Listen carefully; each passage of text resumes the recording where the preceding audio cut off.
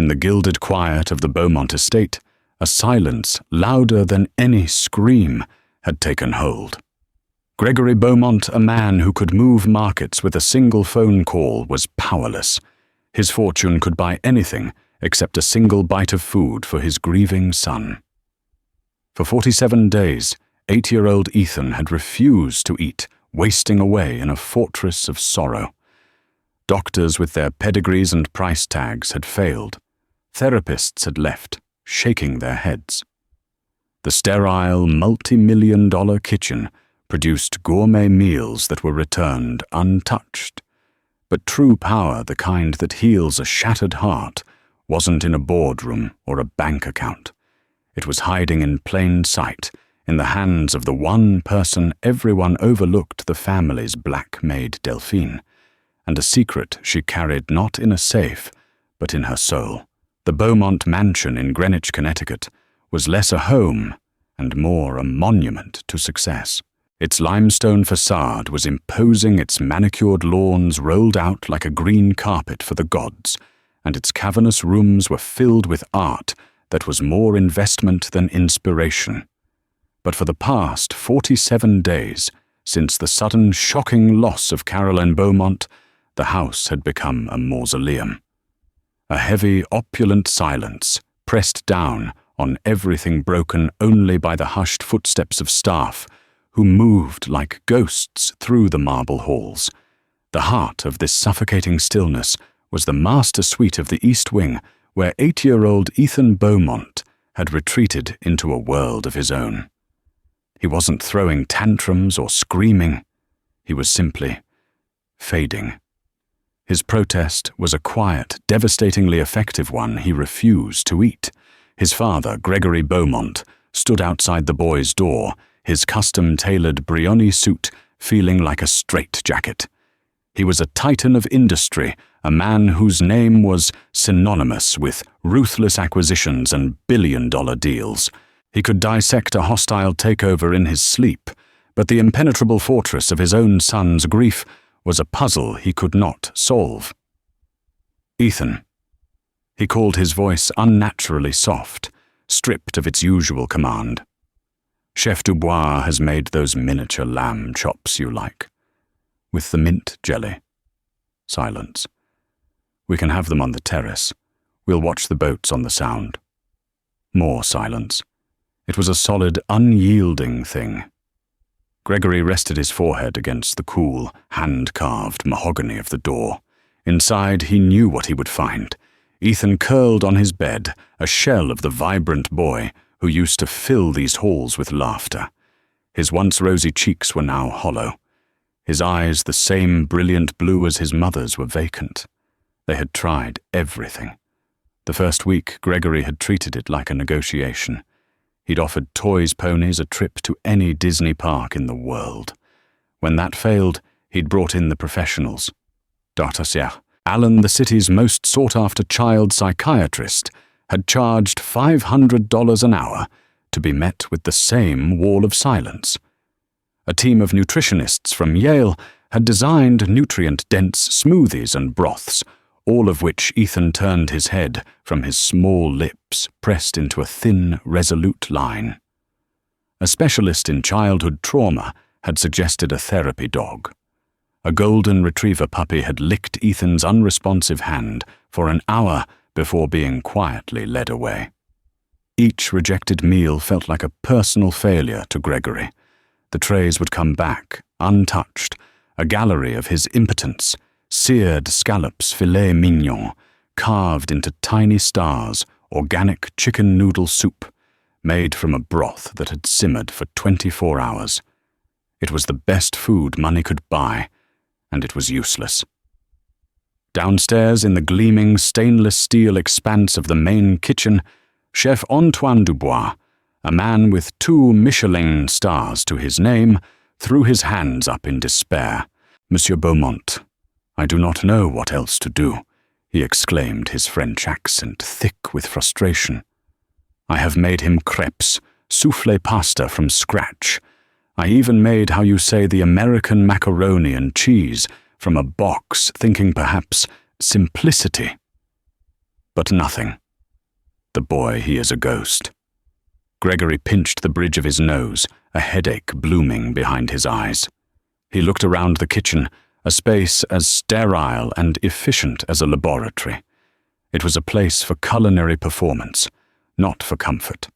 In the corner by the large pantry, a woman stood polishing silver, her movements methodical and silent.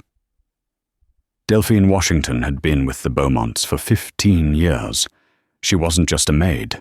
She was the quiet, steady rhythm of the household. She had been hired when Gregory and Carolyn were first married, a young woman from Louisiana, looking for a new start-up north. She had seen the house transform from a newlywed's dream to this cold palace. More importantly, she had been there when Ethan was born. She had been the one Caroline trusted, the one who knew how to soothe his colic when no one else could, the one who taught him how to tie his shoes. Delphine watched Gregory, her dark, knowing eyes filled with a sorrow that mirrored his own, though it was of a different texture. She had lost Caroline, too. Caroline had been more than an employer.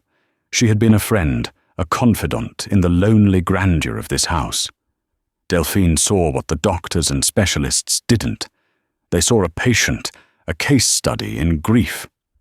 She saw a little boy whose heart was broken, starving for something that couldn't be plated in a 5-star kitchen.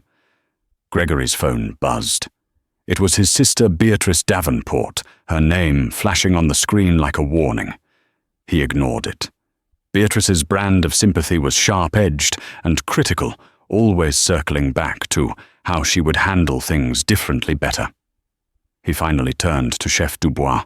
"Just leave a tray outside his door, Antoine. Something simple. A sandwich, perhaps." The chef nodded, defeated. Gregory walked away, his shoulders slumped. He passed Delphine, offering a curt, distracted nod as he always did. He saw her as part of the furniture of his life, reliable, unassuming, and silent.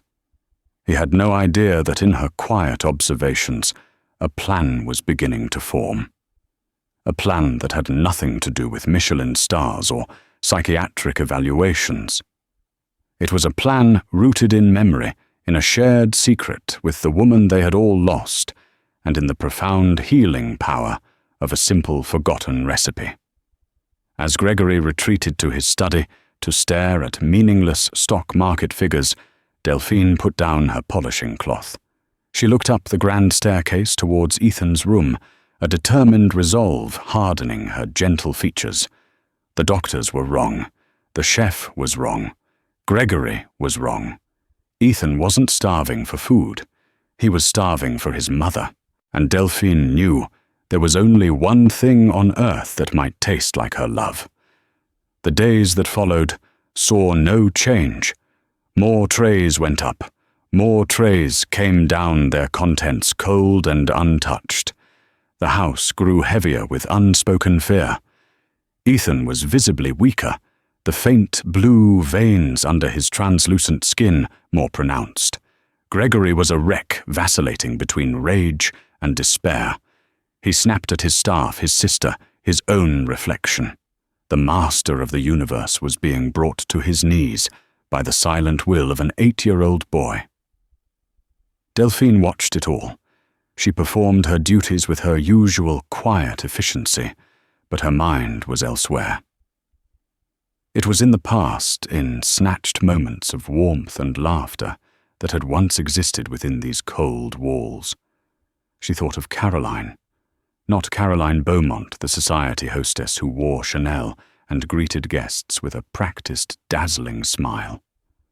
But Caroline, the girl from a modest background in North Carolina, whom Gregory had swept off her feet.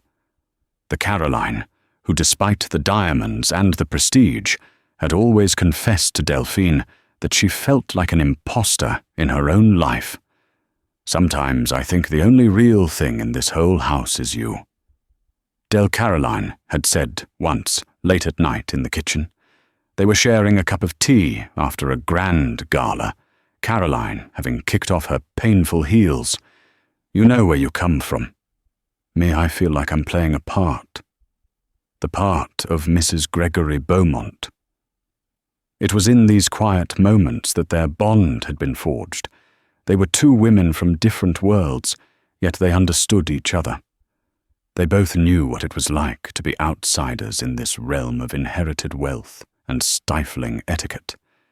And it was in this kitchen that Caroline would let the mask slip. It was here she taught Delphine how to arrange flowers the way her grandmother had, not the stiff architectural arrangements the florists delivered. And it was here that they had cooked together. Not Chef Dubois' elaborate creations, but simple, soulful food. The food of Caroline's memory. Fried chicken from her mother's recipe, a sweet potato pie that was a little lopsided, but tasted of home. And one dish in particular. A dish Caroline had described as a hug in a bowl. Delphine remembered the day clearly. It had been a miserable rainy Tuesday. Ethan was about 5 years old and home with a fever. He was fussy and miserable, refusing everything. Caroline, frantic, had dismissed the chef for the day. She'd pulled Delphine into the pantry, her eyes alight with a sudden idea. My grandmother used to make this gumbo, she'd said, her voice dropping to a conspiratorial whisper. Not a fancy restaurant gumbo. A real down-home, stick-to-your-ribs gumbo, the kind that cures everything from a cold to a broken heart. You think we could do it, Del without chef, finding out and having a heart attack. They had giggled like schoolgirls, pulling out the ingredients. Caroline directed, working from a memory that was more sense than recipe. First you make a roux. She'd instructed her hands, moving with an unpracticed but earnest grace. You have to cook it low and slow, Del. You have to be patient. You have to stir and stir until it's the color of old copper. Grandma used to say, the roux holds all the love. Delphine, whose own Louisiana grandmother had taught her the very same thing, had simply smiled and stirred. They'd added the Holy Trinity onions, celery and bell peppers, and the kitchen for the first time had filled with an aroma that was rich, deep, and profoundly comforting. It smelled not of wealth, but of home. They'd added smoked sausage chicken, and a secret ingredient Caroline's grandmother swore by a single dried bay leaf plucked from a specific tree in her backyard. They used one from a jar, but Caroline had closed her eyes and pretended. When the gumbo was done, thick and fragrant, they'd served a small bowl to Ethan. He'd taken one hesitant spoonful, then another, and then devoured the entire thing. His fever had broken the next day. Caroline had been triumphant. It's the love roux Del, she'd declared. It never fails. They had written the recipe down on a loose sheet of notebook paper, laughing as they tried to guess at measurements. A handful of this, a pinch of that.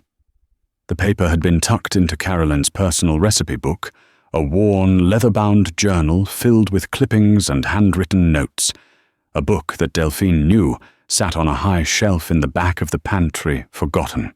Now, standing in that same sterile kitchen, the memory washed over Delphine with the force of a wave. The doctors were trying to medicate the body.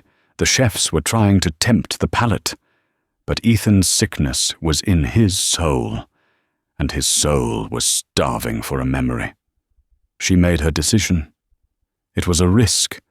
Chef Dubois was fiercely territorial. Gregory Beaumont was not a man who appreciated staff overstepping their bounds.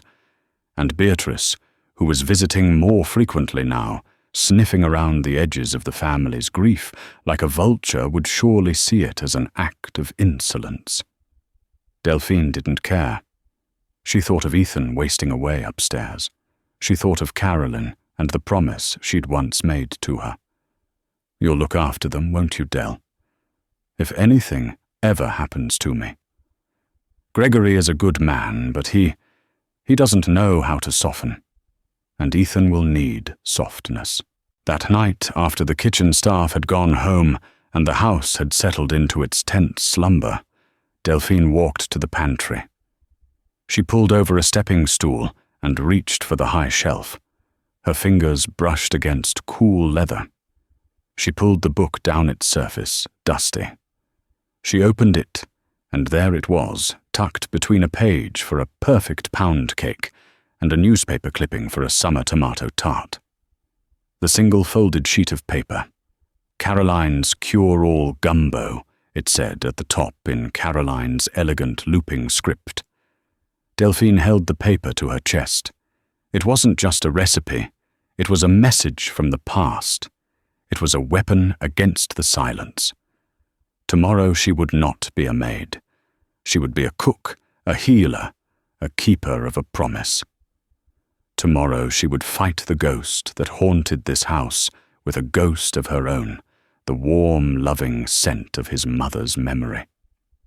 The next morning, Delphine woke before the sun, a quiet hum of purpose in her veins. She dressed not in her standard grey and white uniform, but in a simple cotton dress and an apron she kept for her own use. She entered the main kitchen as the first pale light of dawn filtered through the large windows, turning the stainless steel from grey to a soft, pearlescent white. The space was eerily quiet, a silent stage waiting for a performance. Delphine did not turn on the harsh overhead industrial lights. Instead, she used the small lamp over the prep sink, creating an intimate pool of warmth in the vast, cold room. She moved with a reverent grace, gathering ingredients. She bypassed Chef Dubois' imported high-end supplies. She didn't want the fancy smoked andouille sausage from France. She wanted the simple, robust kielbasa from the back of the walk-in fridge. She chose bone-in chicken thighs, not the sterile, skinless breasts. She found the canister of all-purpose flour, not the fine Italian Orzero's flour for pasta. This wasn't about perfection. It was about soul. She began with the roux. On a low flame, she melted a generous amount of butter and whisked in the flour. Then she began to stir. The simple, repetitive motion was a meditation. With each turn of the wooden spoon, the world outside the kitchen seemed to fall away. There was no grief-stricken boy upstairs, no tormented millionaire, no suspicious sister-in-law. There was only the pot, the spoon, and the slow, magical transformation of fat and flour. She stirred for what felt like an eternity, her arm beginning to ache. The roux slowly changed color from a pale blonde to a light tan, then to a warm caramel. Delphine didn't stop. She was listening with her eyes, waiting for the color Caroline had described, the deep, rich, reddish brown of old copper. The air began to fill with a nutty, toasted aroma, a scent that was ancient and comforting. It was the smell of patience. Once the roux was perfect, she added the holy trinity, diced onions, celery, and green bell peppers she'd chopped by hand. The knife falls, a soft, rhythmic percussion on the wooden board. As they hit the hot roux, the kitchen exploded with sound and scent. A loud sizzle filled the silence, and a fragrant steam billowed up, carrying the sweet smell of the vegetables and the deep toasted scent of the roux. It was the first truly warm living smell the house had known in weeks. Delphine continued building her symphony of flavors. She browned the sausage and the chicken, adding them to the pot. She poured in chicken stock, not chef's delicate, clarified consommé, but a hearty store-bought broth. She added garlic herbs and a touch of cayenne for a low, gentle heat. And finally, she plucked a single bay leaf from a jar and dropped it in, whispering, "This one's for you, Caroline." She turned the heat down to a simmer, placed a lid slightly ajar on the heavy cast-iron pot, and waited. For the next 2 hours, the scent of the gumbo became a living presence in the Beaumont mansion. It was an emissary from another world. It crept out of the kitchen, a stark contrast to the lemon-scented floor polish and the faint, sterile smell of money. It was a rich, complex, and deeply human smell. It wound its way up the grand, curving staircase, a gentle but persistent invader of the sorrowful silence. It seeped under doorways, a fragrant whisper of something long forgotten. Upstairs, Ethan lay in his bed, facing the wall. The world outside his room had become a dull, muted blur. The sounds were muffled, the colors grey. But this was different. A smell. At first it was faint, just a hint of something savoury. He tried to ignore it, to burrow deeper into his grief. But the scent grew stronger, more insistent. It wasn't the cloying sweetness of the pastries Chef Dubois made, or the sharp, clean smell of the broths. This was something else. It was warm. It smelled like a blanket. It smelled like a hug. He slowly, almost involuntarily, turned over. He sat up. The scent was stronger now, pulling at something deep inside him. It was a familiar smell, but from a dream, a half-remembered moment, from a happier time. A time when his mother's laugh was the loudest sound in the house. He slid off the bed, his bare feet silent on the plush carpet. He hadn't left his room on his own in over a month. He felt dizzy weak, but the scent was a rope pulling him forward. He opened his bedroom door a crack. The aroma in the hallway was thick and inviting. It was a trail. He followed it. Down in the kitchen, Delphine was tasting the gumbo, adjusting the seasoning. She heard a faint creak on the stairs and froze. A moment later, a small figure appeared in the kitchen doorway. It was Ethan. He was pale and impossibly thin, his pajamas hanging off his small frame. But his eyes, for the first time in 47 days, were not vacant. They were wide, fixed on the steaming pot on the stove. He took a hesitant step into the room, then another. He didn't look at Delphine. He looked only at the pot. He sniffed the air, a small, involuntary movement like an animal tracking a scent. What is that?" he whispered, his voice, a dry, unused rasp. Delphine's heart felt like it would burst. She gave him a small, gentle smile, her eyes shining with unshed tears. "It's just a little something I whipped up, baby," she said softly. "It's a soup. To make you strong." Ethan's gaze finally shifted from the pot to her face. He saw not a maid, but the woman who had always been there, a steady presence in the background of his life. He took another step closer, drawn by the gravitational pull of the aroma. "It smells." He started, then stopped, searching for the word. "It smells like Mum."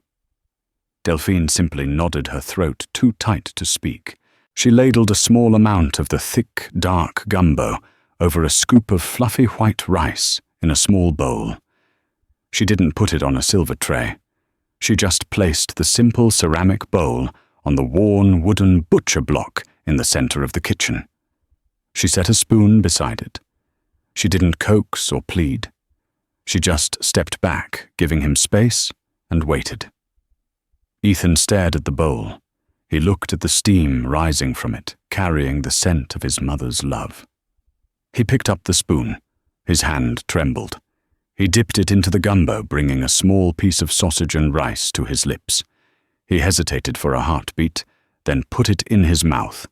The moment the gumbo touched Ethan's tongue, something inside him broke. A single hot tear traced a path down his hollow cheek. He chewed slowly, his eyes closed. It wasn't just food, it was an antidote to the emptiness. The rich, savory flavor, the gentle heat of the cayenne, the smoky sausage, it was all there, just as he half remembered it.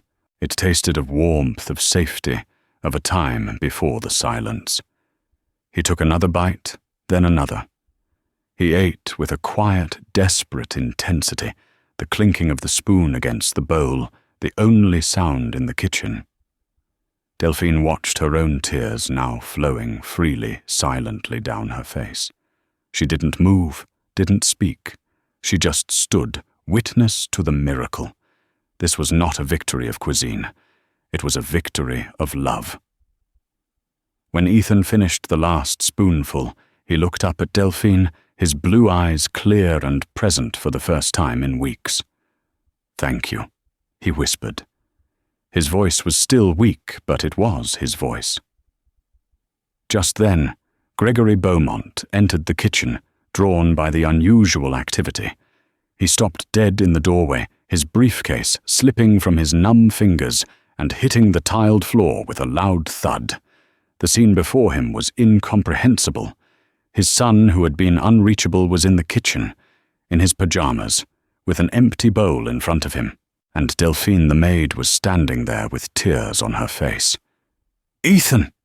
Gregory breathed, his voice choked with disbelief. "What? What are you doing?" Ethan looked at his father. "I was hungry," he said with the simple, profound logic of a child. Gregory rushed forward, kneeling beside his son, his hands hovering, afraid to touch him, as if he were a mirage that might vanish. He looked at the empty bowl, then at Delphine, his eyes wide with 1,000 questions. "What is this? What did you give him?" "It's gumbo, Mr. Beaumont," Delphine said softly. "Gumbo Chef Dubois never made gumbo." "No, sir, I made it." Gregory was stunned into silence. All his money, all his specialists, all his 5-star chefs had failed. And Delphine, with a simple bowl of soup, had succeeded. A complex cocktail of emotions swirled within him, immense, staggering relief, but also a prickle of something else. Confusion, and if he was being honest with himself, a faint, unsettling sting to his pride. He had been unable to reach his son, and she had. I don't understand," he stammered. "But thank you, Delphine. My God, thank you." The news spread through the house like a wildfire. The staff whispered with awe. Chef Dubois was both relieved and professionally mystified. A palpable sense of hope, thin but bright, began to push back against the suffocating gloom. That afternoon, however, a new chill entered the house in the form of Beatrice Davenport. Gregory's older sister was a formidable woman, clad in sharp suits and sharper opinions. She saw the world in terms of assets, liabilities, and strategic advantages. She swept into the drawing room where Gregory was watching Ethan, who was now sitting on the floor, listlessly petting the therapy dog that had been brought back, in hopes of reinforcing the breakthrough. "Gregory, darling." She began kissing the air beside his cheek. "I heard the news. Absolutely marvelous. What did the new specialist you hired do? Some sort of hypnotic suggestion?" "It wasn't a specialist. Beatrice," Gregory said, his voice holding a note of wonder. "It was Delphine, our maid." Beatrice froze, her perfectly plucked eyebrows rising. "The maid!" She repeated the word, dripping with disdain. What on earth did she do? Bribe him with candy? She made him some sort of gumbo. He ate the whole bowl. Beatrice's eyes narrowed. She walked over and looked down at Ethan, who paid her no mind. Her gaze then drifted towards the hallway, as if she could sense Delphine's presence in the house. "Be careful, Gregory," she said, her voice low and conspiratorial. "You're vulnerable right now. The boy is vulnerable. People like that. The help. They can see an opportunity. They can create a dependency." "What are you talking about?" Gregory asked, annoyed. "She helped him. She did what no one else could." "Precisely," Beatrice hissed. "Doesn't that strike you as odd? All the experts fail, and suddenly the humble maid succeeds with a bowl of gumbo. It's a classic power play. She's making herself indispensable. First she gets to the boy. Then she has a direct line to you, to your wallet. I've seen it 100 times. Gregory wanted to dismiss it. It sounded cynical, even cruel. But Beatrice had a way of planting seeds of doubt that were impossible to ignore. His world was one of transactions and ulterior motives. He was a man who trusted balance sheets, not bowls of soup. Was it possible? Could Delphine's act of kindness be a calculated move? The thought was ugly, and it made him deeply uncomfortable. "She's been with us for 15 years, Beatrice," he argued, though his voice lacked conviction. "She loved Caroline. She loves Ethan." 15 years of biding her time, perhaps, Beatrice countered smoothly. "All I'm saying is, be smart. Pay her a handsome bonus for her service, and then let Chef Dubois handle the meals from now on. Re-establish the proper boundaries.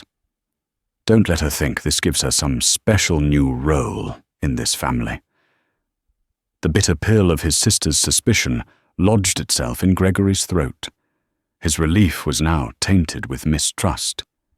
He looked at his son, who had asked for another bowl of gumbo for lunch, a request Delphine had quietly fulfilled. He had been overcome with gratitude just hours before. Now, watching Delphine move through his home, her familiar presence suddenly seemed different, enigmatic. Later that day, when Delphine was clearing the lunch dishes, Gregory stopped her in the hall. "Delphine," he said, his tone more formal than it had been that morning. "I want to thank you again for what you did for Ethan. I've instructed my accountant to wire a bonus of $10,000 to your account." Delphine looked at him, her expression unreadable. "That's very generous, sir, but it isn't necessary. I did it for Ethan, for Caroline." "Nevertheless," Gregory said, clipping his words, "it's been done. From now on, however, Chef Dubois will be handling all of Ethan's meals. We have a nutritionist on retainer, and we need to follow her plan strictly. I'm sure you understand." It was a dismissal, a clear and sharp delineation of her role. "You are the maid. He is the chef. Do not cross that line again." Delphine's heart sank. She saw the flicker of doubt in his eyes, the wall of suspicion that had been erected between them. She knew with a certainty that chilled her to the bone that Beatrice had been here.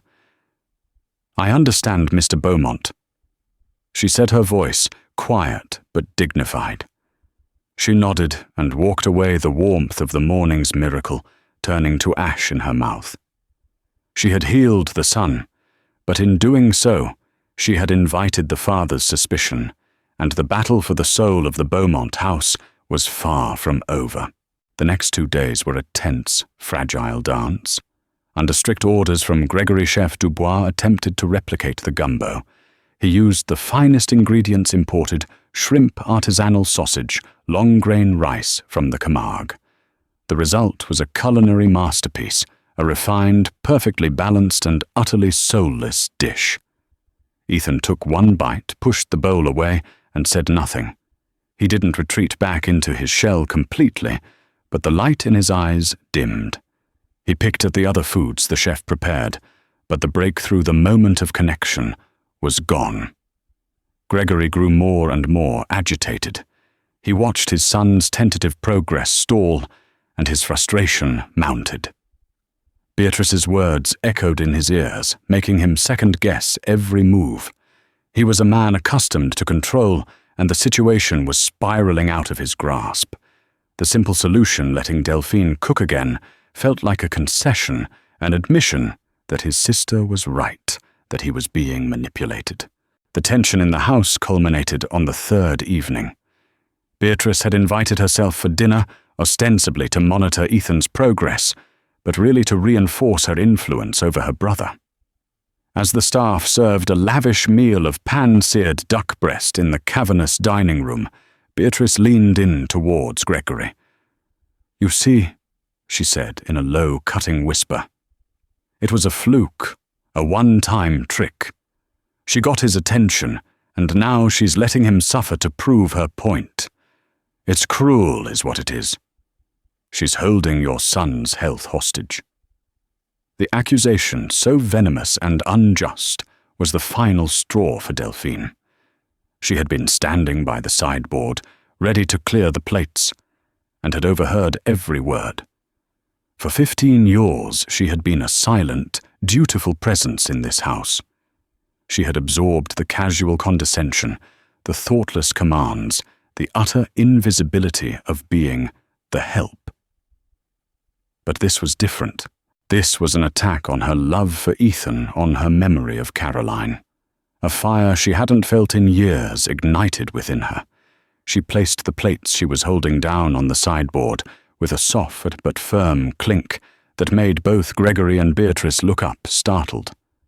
"That is not true," Delphine said, her voice shaking slightly but clear and strong. It was the first time she had ever dared to contradict a member of the family, let alone at the dinner table. Beatrice's face hardened into a mask of pure indignation. "I beg your pardon. Are you addressing me?" "I am," Delphine said, stepping forward from the shadows of the wall. She looked directly at Gregory, her eyes pleading with him to see the truth. "Mr. Beaumont, I am not trying to trick anyone. I am not playing any games. What I did for Ethan, it wasn't about me." "Then what was it about?" Beatrice snapped, enjoying the confrontation. "Enlighten us. What magical properties does your cooking possess that a Michelin-starred chef cannot replicate?" Delphine took a deep breath, her resolve solidifying. "It has nothing to do with magic. It has to do with memory. The recipe, it wasn't mine." Gregory frowned, confused. "What do you mean it wasn't yours?" "It was Caroline's." Delphine stated, her voice resonating with the power of a long-held secret. The name of his late wife, spoken so boldly in this context, silenced the room. Gregory stared at Delphine, his expression shifting from suspicion to utter bewilderment. "Caroline's," he repeated, dumbfounded. "Caroline couldn't cook. She burned toast." "She couldn't cook the fancy food you're used to?" "Sir," Delphine corrected gently. But she knew how to cook the food she grew up with. The food that brought her comfort. "We made that gumbo together years ago when Ethan was sick with a fever. It was her grandmother's recipe." Beatrice let out a short, derisive laugh. "Oh, that's rich. Caroline cooking peasant food in the kitchen with the maid. Gregory, are you hearing this? She's spinning a fairy tale to make herself seem important. She's latching onto your wife's memory." The injustice of the accusation propelled Delphine to her final, risky gambit. She knew she was overstepping every conceivable boundary, but she had to make them understand. "It is not a fairy tale," she said, her voice unwavering. She wrote it down. It's in her personal recipe book, the leather one she kept in the pantry. Gregory's mind reeled. He vaguely remembered the book. He'd always considered it a quaint affectation, something Caroline used to clip recipes from glossy magazines she'd never actually make. He had never once looked inside it. "And I suppose this secret recipe is written in her hand." Beatrice scoffed, her arms crossed. "Yes, it is," Delphine said. "But there's more in there than just the recipe. There are notes, stories, about her childhood, about what that food meant to her." She paused, then delivered the final critical piece. "She wrote about you too, Mr. Beaumont. About how she wished she could share that part of herself with you, but she was afraid you'd think it was common, that it wouldn't fit into this world." The silence that followed was absolute. Beatrice's smug expression faltered.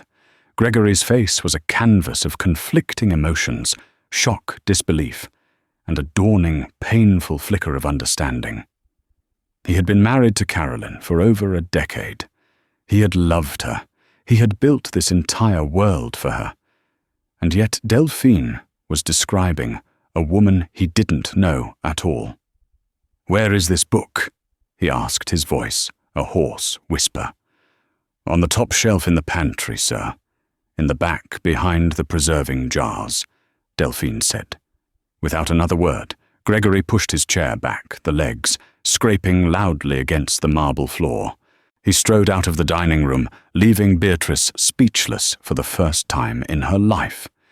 He walked purposefully through the halls, his heart pounding in his chest. He was headed for the pantry to unearth a book that he now realized contained more than just recipes. It contained the secrets of the woman he loved, secrets she had shared not with him, but with the maid. Gregory switched on the bright utilitarian light of the walk-in pantry. It was a space of perfect organization, shelves lined with jars, tins, and boxes from every corner of the globe. It was a testament to his wealth, a library of expensive tastes. He had never ventured to the top shelf. He pulled over a small stepladder and climbed, his movements clumsy with nervous energy.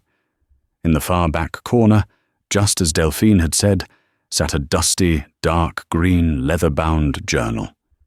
He carried it back to his study, a room panelled in dark mahogany and lined with books he'd never read. The air smelled of leather and old paper. He poured himself a stiff brandy, his hand trembling slightly, and sat down in his large desk chair. For a moment he just stared at the journal, its cover soft and worn under his fingertips. This was Caroline's, a part of her he had never touched. He opened it. The first few pages were what he expected, recipes clipped from magazines, perfectly pasted in. Lemon risotto with asparagus, coq au vin, chocolate lava cakes. This was the Caroline he knew, the one who hosted flawless dinner parties. But as he turned the pages, the clippings became less frequent. They were replaced by handwritten notes in Caroline's familiar, elegant script. The recipes became simpler. Mama's buttermilk biscuits, summer peach cobbler, Granny's sweet potato pie. And beside each recipe were notes, little stories and memories. Granny used to say you had to use your hands to mix the biscuit dough, not a spoon. She said the warmth from your fingers tells the butter and the flour how to be friends. Gregory felt a lump form in his throat. He had no idea Caroline's grandmother was a baker of biscuits. He didn't even know her grandmother's name.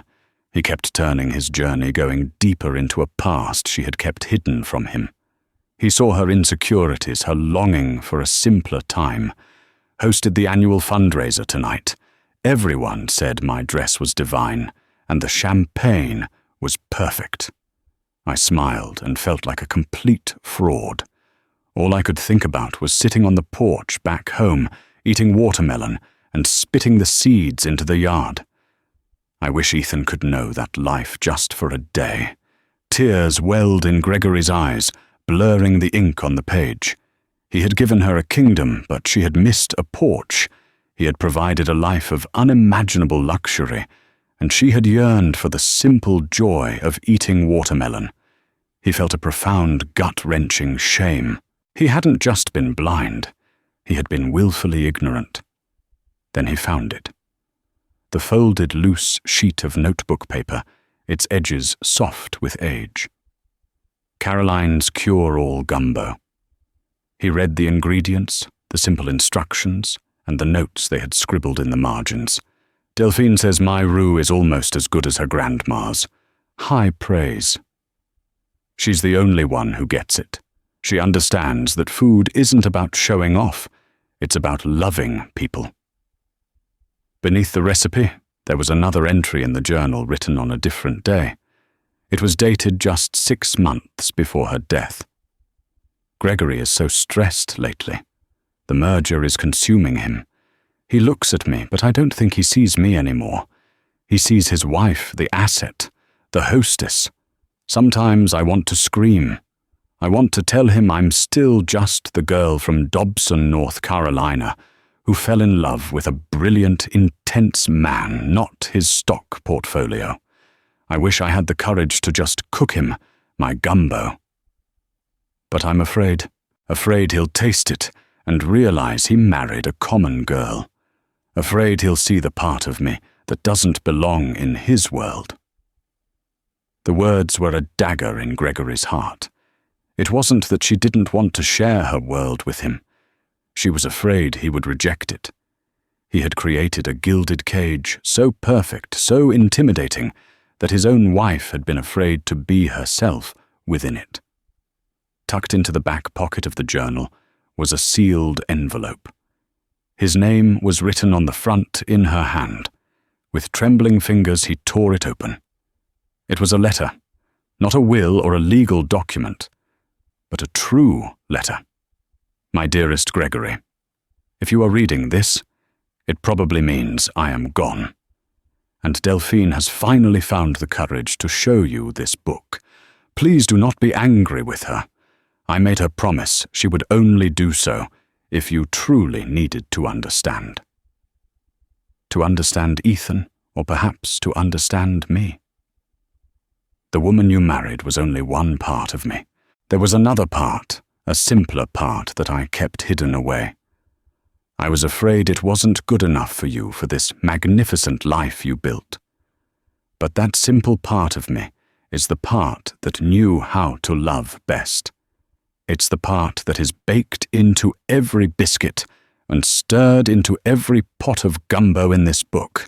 Our son Ethan, he knows that part of me. Children have a sixth sense for authenticity. He doesn't love the Chanel suits. He loves the lullabies. I sang him the ones my mother sang to me. The secret to the gumbo, my love, isn't the roux. It's the memory. It's the feeling of being loved for exactly who you are. Ethan isn't starving for food. He is starving for that feeling. Delphine knows this. She is one of the most decent, wisest souls I have ever known. She was my truest friend in this big, lonely house. Trust her. She loves our son, and she honored me by remembering the real me.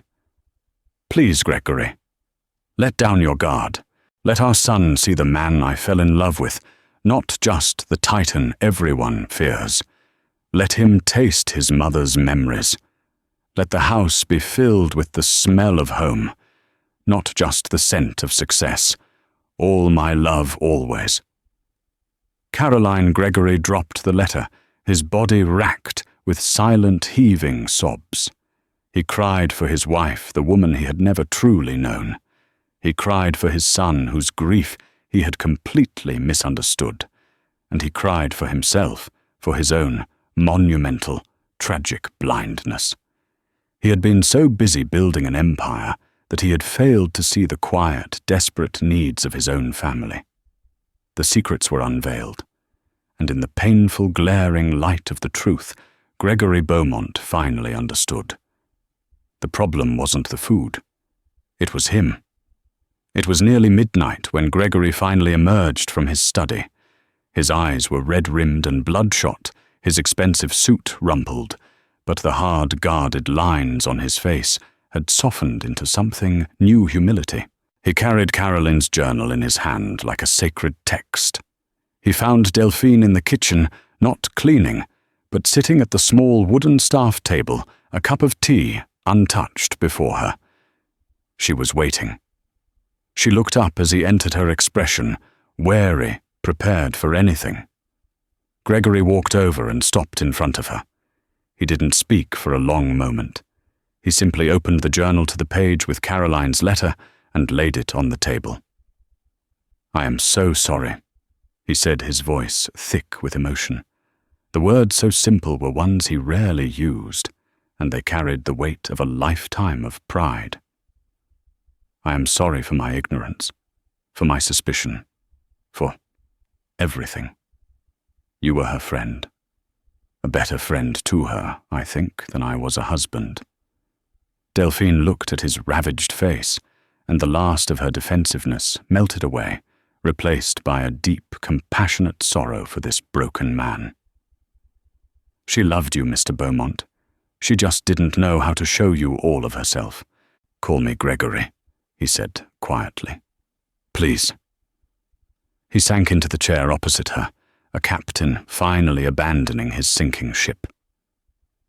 "She asked me to trust you. She said you knew what Ethan needed. And she was right. I don't know what to do. You just have to start by being present," Delphine said, her voice gentle but firm. "Not as a CEO, but as a father, a grieving man. It's all right to let your son see your pain. That's how he'll know it's all right to show you his. Their conversation lasted late into the night. For the first time, Gregory listened. He listened as Delphine shared stories of Carolyn, funny, silly, heartfelt stories he had never heard. He learned about the woman who danced to old Motown songs while arranging flowers, the woman who would sneak spoonfuls of ice cream straight from the carton late at night. He saw his wife, his son, and his own life through a new lens. The next morning, Gregory did something he had never done. He walked into the kitchen as Delphine was starting her day and asked, "Can you show me how?" He wanted to learn how to make the gumbo. Delphine, without a word of surprise, handed him an apron. He was clumsy, inept. He nearly burned the roux twice, but he listened. He stirred. Delphine guided his hands, just as Carolyn had guided hers. And as the familiar healing scent began to fill the kitchen, Ethan appeared in the doorway, drawn by the smell. He saw his father, his powerful, invincible father, standing at the stove in a flour-dusted apron, looking lost and vulnerable. He didn't say anything. He just pulled a stool up to the central island and watched. Later that morning, Beatrice arrived, ready to continue her campaign of suspicion. She found Gregory, Ethan, and Delphine not in the formal dining room, but sitting together at the worn wooden butcher block in the kitchen. In front of each of them was a steaming bowl of gumbo. Ethan was eating, a small smile on his face. "Gregory, what is the meaning of this?" Beatrice demanded, aghast at the domestic common scene. "Why are you in here consorting with the staff?" Gregory looked up at his sister, his gaze clear and steady. "This is Delphine Washington. Beatrice," he said, his tone leaving no room for argument. "She was my wife's dearest friend, and she is a valued member of this family. She is not the staff. And if you ever speak to her, or about her, with anything less than the utmost respect again, you will no longer be welcome in my home." Beatrice stood, mouth agape, utterly defeated. She turned and left without another word. The door closed behind her, shutting out the cold, judgmental world she represented. In the warmth of the kitchen, Gregory looked at Delphine, his eyes filled with a gratitude that went far beyond words. He then looked at his son, who was watching him with a newfound curiosity. "Your mother," Gregory began, his voice catching. "She loved this recipe. She wrote all about it in a book. I thought, maybe after we eat you and I could read it together, we could get to know her all over again." Ethan's eyes lit up. He nodded a single enthusiastic movement. "Okay, Dad." The Beaumont mansion was still a place of grief. The loss of Caroline was a hole that could never be completely filled, but it was no longer a cold, silent mausoleum. That day, sitting around a humble kitchen island, sharing a meal born not of wealth, but of love and memory, something new began. It was the slow, painful, and beautiful process of healing. A father was learning to be a dad. A son was finding his way back from the brink, and the quiet, dignified woman everyone had overlooked had saved them both, not just with a secret recipe, but with the profound truth that the most important ingredients in any family are love, memory, and the courage to see people for who they truly are. The story of the Beaumont family wasn't really about a billionaire's fortune or a stubborn child. It was about the things money can never buy, the healing power of memory, the quiet strength of true friendship, and the way a simple taste can reconnect us to the love we thought we'd lost forever.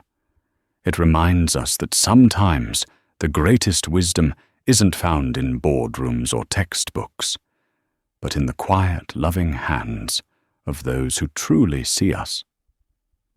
Delphine didn't just feed a hungry little boy.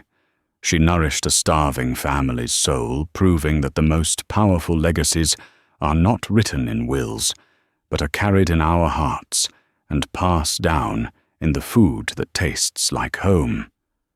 If this story of hidden love and unexpected family touched your heart, please take a moment to click the like button. It truly helps our channel grow. Share this video with someone who believes in the power of a home-cooked meal, and don't forget to subscribe and turn on notifications.